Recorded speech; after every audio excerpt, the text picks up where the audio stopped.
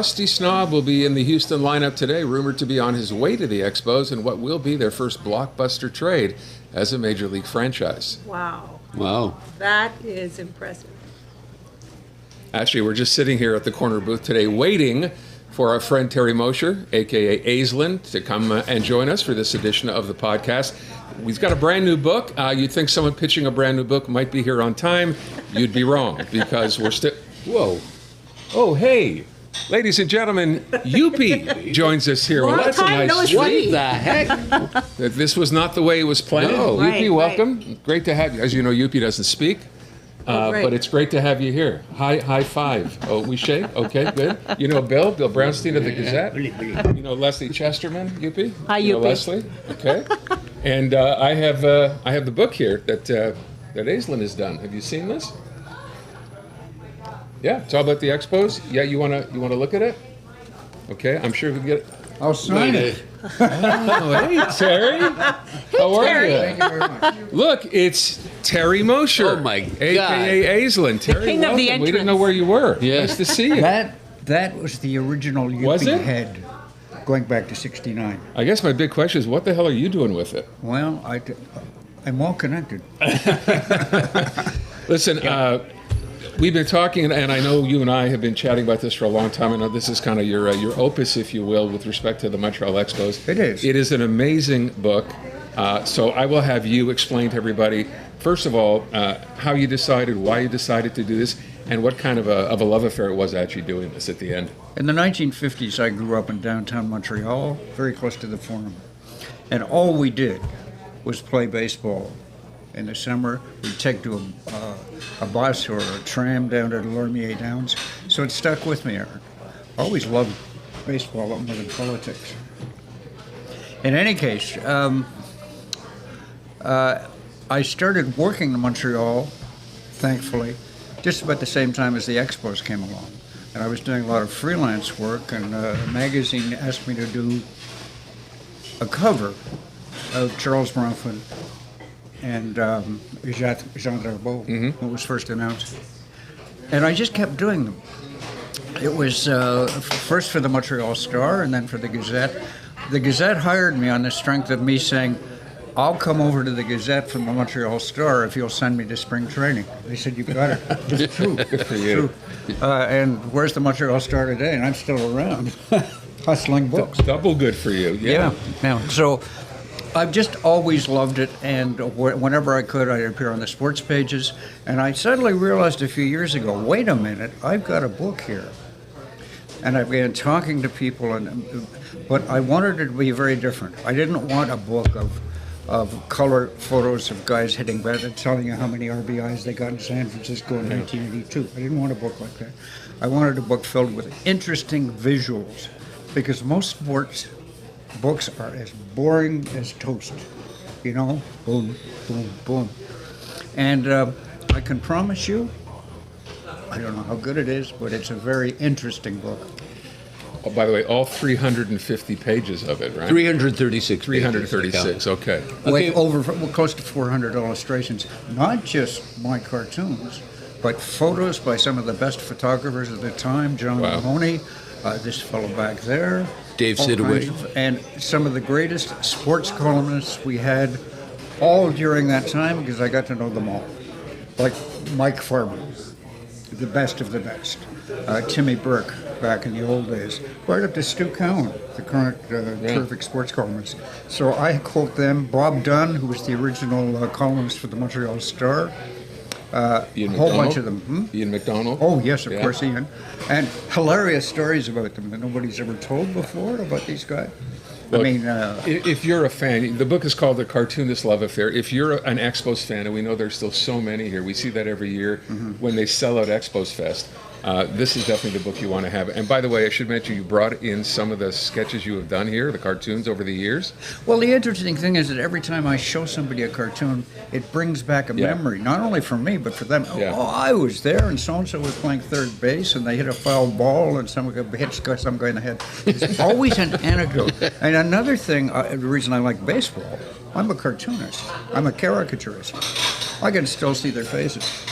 Right. as opposed to football players. Yeah. And so on. Terry, it's been 20 years since the Expos left town, and it's very interesting that this year there are all sorts of people doing all sorts of things. You've got the book, Donnie Gallagher's got a book, there's a movie coming out, there's a documentary and all. Netflix is doing a movie in Netflix is French. doing one in French. So what is the deal? Like the dream, it's still going on despite all sorts of We began overwhelming... to sense it a few years ago that there was, and everyone I would talk to about Aaron, chatting to Aaron, and suddenly he's putting baseball cards on, and I'm reading them, and it's wonderful. So he's in the book. Bill, you did a film on Bill Lee. I did? You're in the book. Nobody else has got that stuff. No. Hold on. Leslie, are there any baseball Leslie.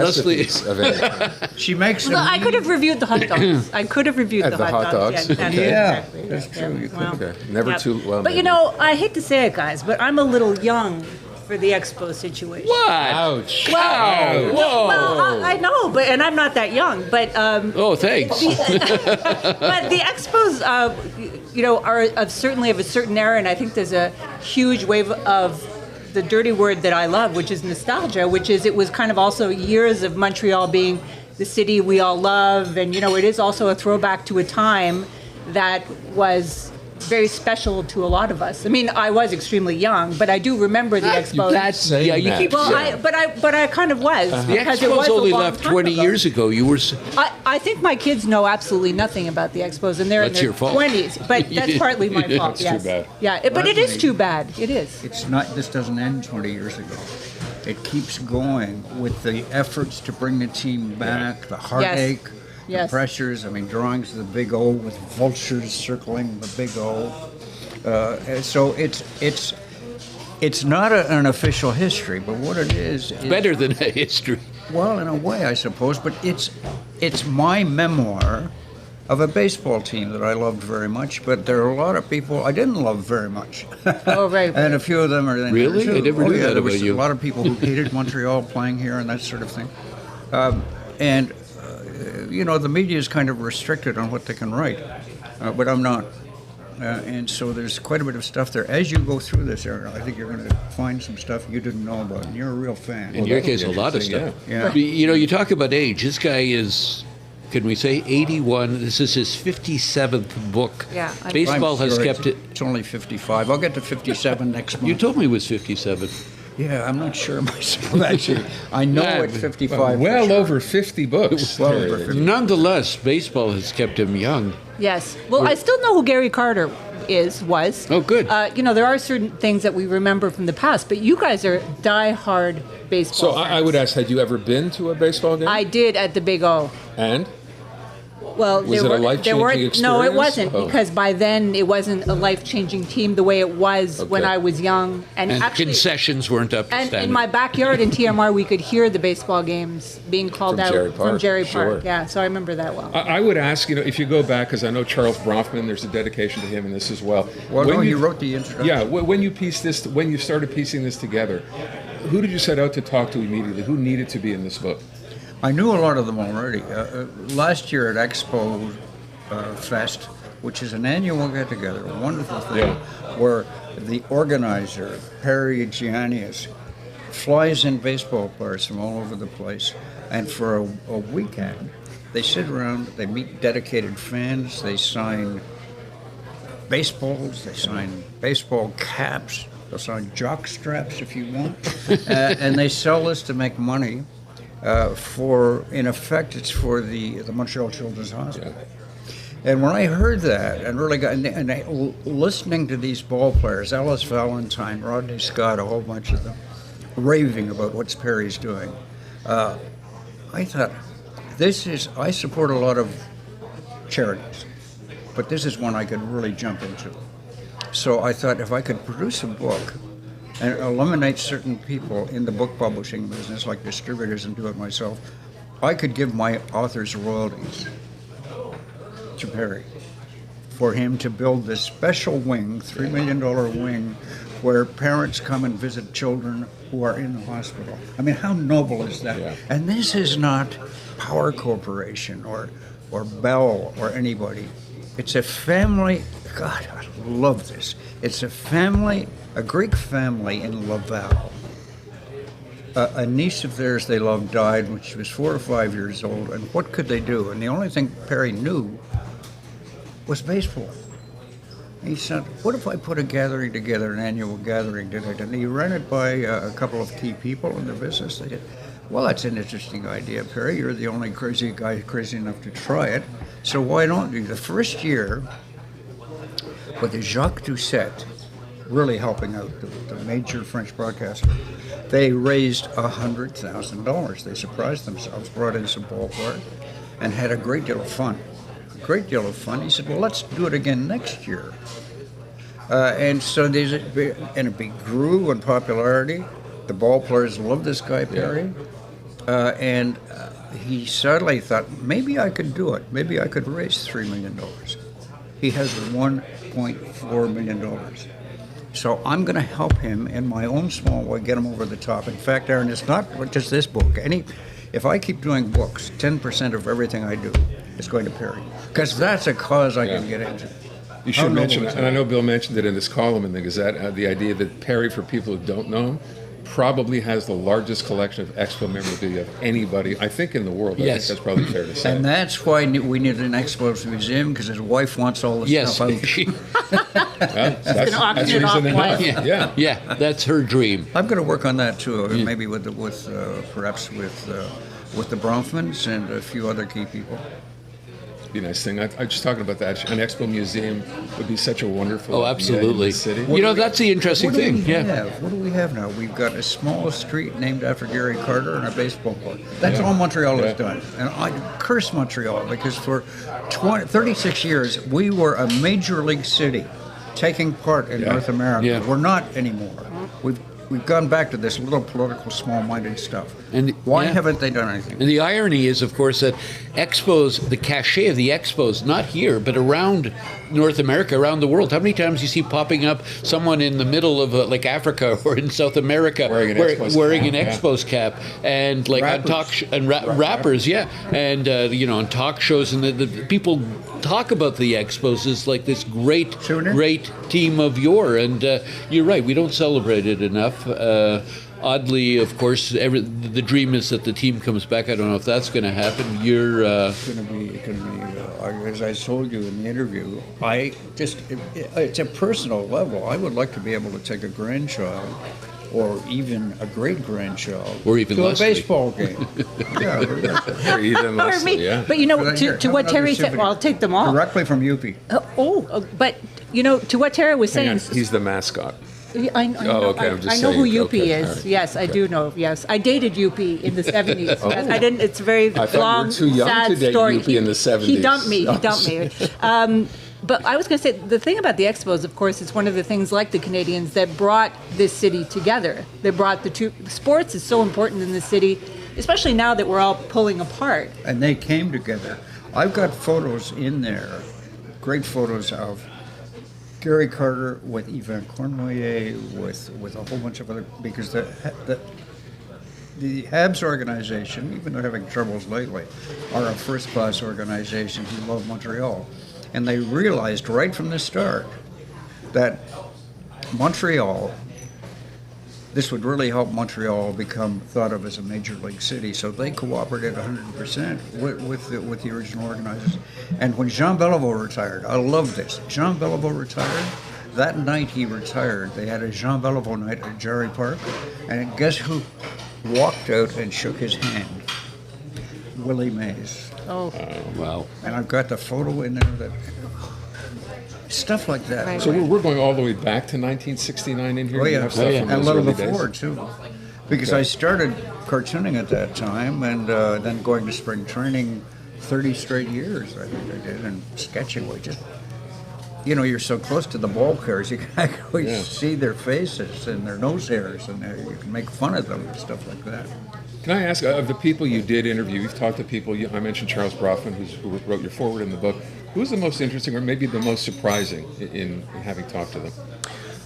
How about, you've got to say Bill Lee is the most surprising. He still surprises me after being a good friend for years and years. Me too. But the one, that's right, Bill did this great film on him. The one I had the most pleasure, Ellis Valentine. Do you know that Ellis Valentine and I got straight and sober the same year, 1985. He was out of baseball, but he got his act together, and it was 1985 when I got my act together. And we talk about that a lot, and I see him here and there. But my most enjoyable interview, I spent a whole day with a guy who was always called the best fourth outfielder in baseball. Little guy by the name of Jerry White. You remember Jerry? Yes. Classic home run. And he was just a terrific guy. And he's out there living in Oakland and so on. But I went to San Francisco and we spent a whole day together. And it was so enjoyable. He's telling me story after story after story. Many are even a little too far out to get in the book, you know. But he's telling me about how he taught Andre Dawson how to dress. He said, Andre Dawson was this hick from Florida. He didn't know anything. And so in Cincinnati, I knew where to get the best hats. In San Diego, I knew where to get the best ties. And Andre began following me around like a puppy dog, saying, what do I need next? A cravat. Try a cravat, Andre. And then they did the same for Warren Cromartie. How wonderful is that? Yeah. You know, to get these kind of stories from him. All kinds of stuff. And he also loved particular people and who helped him along because he was a utility player. He was a main player in the bus squad, of course. The Corner Booth podcast is brought to you in part by the Snowden Delicatessen, where we are. 75 years in business, the home of Montreal's greatest smoked meat, plus carnotzel, potato latkes, and the famous Snowden Deli party sandwiches.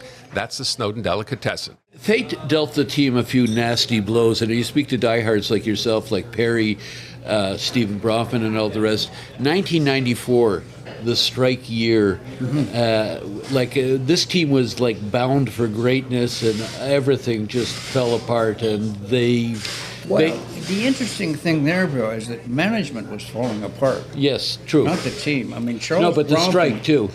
But Charles Bromfin sold the team in 1991 Right. actually, with his fingers crossed, Right. hoping that Claude Brochu could pull it together and get Quebec investors. He was just hoping.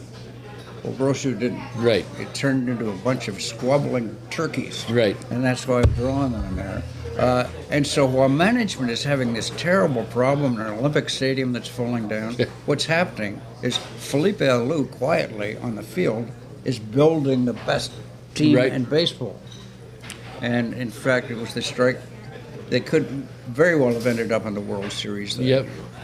So it was just bad luck. And then there was Jeffrey Loria. And then it just... I was hoping that name wouldn't come up during this conversation. I know, but... Well, let's just say he's an asshole. Okay, we can say that. Okay. Yes, you can. Yeah. I will ask to Bill's point. You've talked to Charles Bronfman on a variety of occasions. You're friends, I think that's probably fair to say. Does he regret that move, that having to sell and hand it off to Claude Brochu? Does he look back on that, and is that one of his big regrets from what you know? He asked you. No, yes, you. Oh, you asked me? Yeah, you're his friend. 81, you know. Yeah, I am. I've become a very good friend with him, and he's a terrific fellow. Even when he doesn't like cartoons, he sends me notes. Anyway, he doesn't regret it because the game was changing rapidly on him. When he got started, this was a lot of fun for him. His mother wanted him to invest in the opera. He hated the opera. His wife wanted him to invest in museums. He never went to museums. And then Jean Drapeau comes walking up the steps and says, I need $1 million for a baseball. He said, a baseball team? That got his interest. Yeah. And that's basically how the whole thing started. $1 million. And other investors fell away, and he continued to buy from them, and he became the majority owner. But it was fun. He would go out at spring training on the field with his dog and play catch with the outfielders and stuff like that. So, but then it began to fade with Gary Carter's contract. Seems like nothing now, but $2.8 million a year. He began to realize the negotiating, it had to go. This is becoming too businesslike for me. I'm not enjoying it anymore. He stuck with it for quite a while. But, you know, sometimes love fades, Aaron. It just fades. It happens. And he was too preoccupied with stuff. He made a couple of real attempts to get a super pitcher to do this, that, and the other. And then he was just fed up. He knew it. There was an opportunity to go to a ball game, and he went to dinner instead with a friend. And you realized at that point, It was this is over. over. But it was very difficult to find a Canadian owner. He could have had an American owner just like that. But he wanted Canadian owners. It was a delicate process. So he doesn't regret it.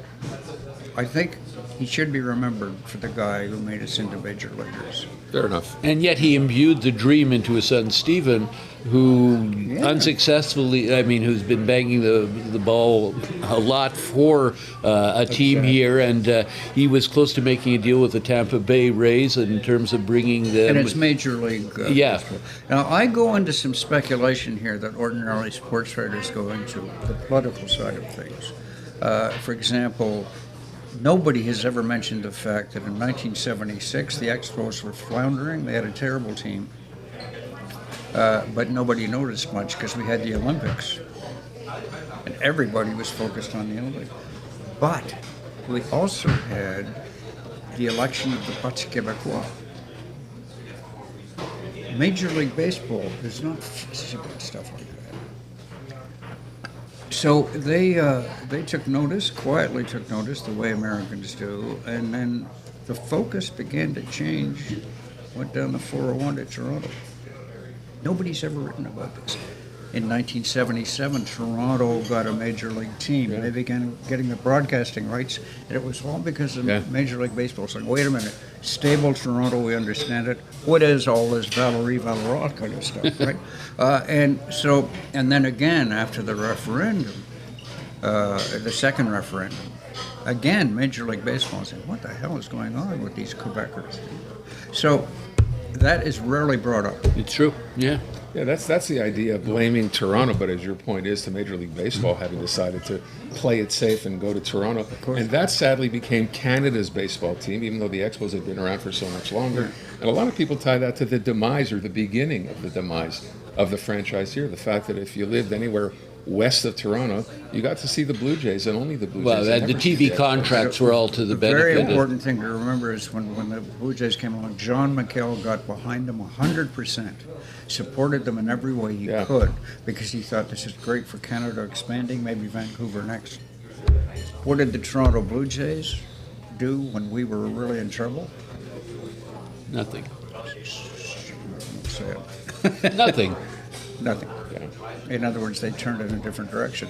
So they are more like the Americans than we are. But you were saying about Charles Bronfman, who kind of lost his love over the time for the baseball team.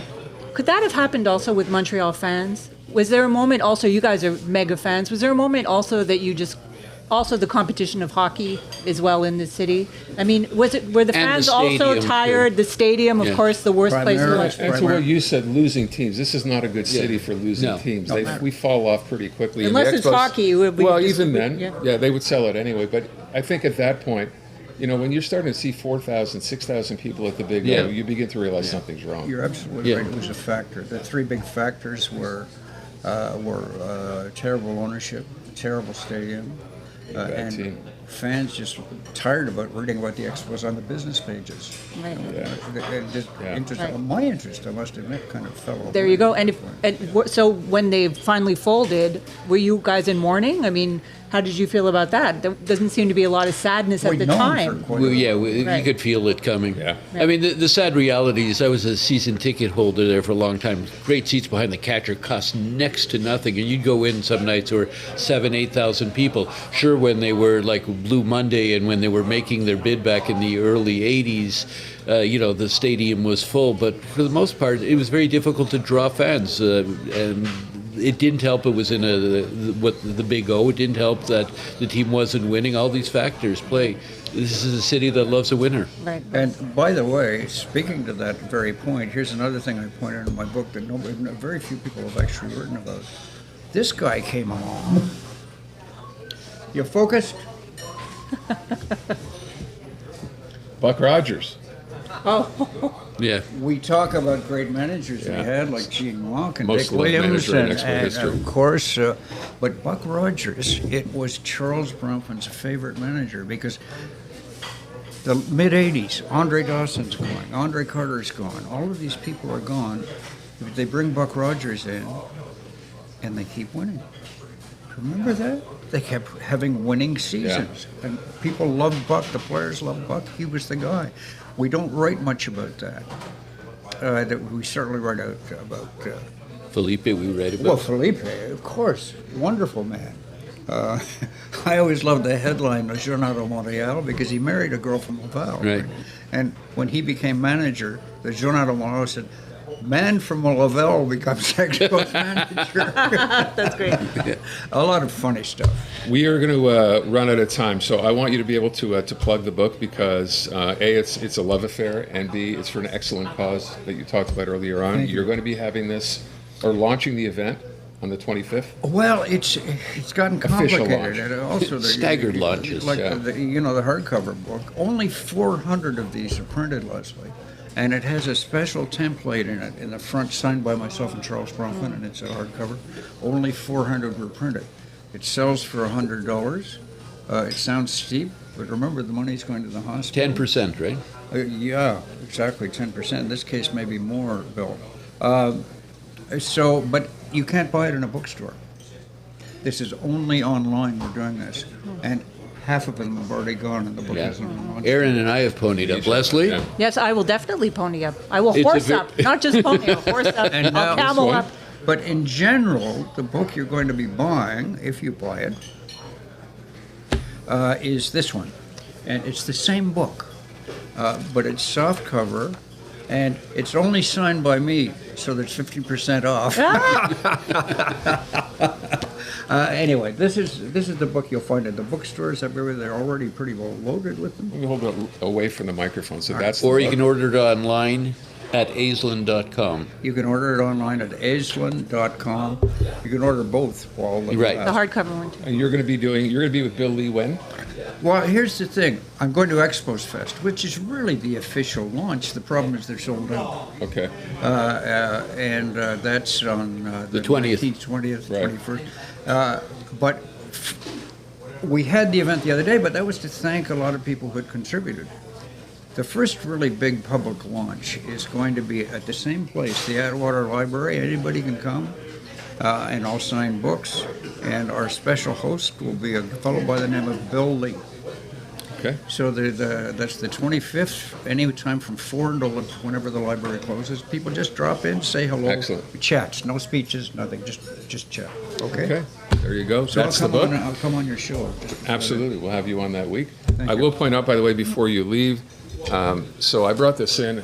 Louise Desmarais, if you're watching. Or An if you know autographed Louise, bat. I have your bat. I inherited this when I moved into town from the West Island, I don't know, 25 years ago. So you can see here it says Louise Desmarais. I guess the Expos had this made for her because Desmarais Well, you don't know who she is. originally involved, right? that. Well, she played third She played base. second base. Oh, I Third think. base. That's right. She was in married to minors She and was never married to made it. Coco LeBoy. So I have your bat, and that's it. I want to thank you so much, Terry, for coming by. Thank you It's for always doing great this. to see you. Leslie, thanks. I have your gloves. Okay? Thanks, Terry. And we will see you again soon here on the Corner Booth Podcast. Thanks for watching.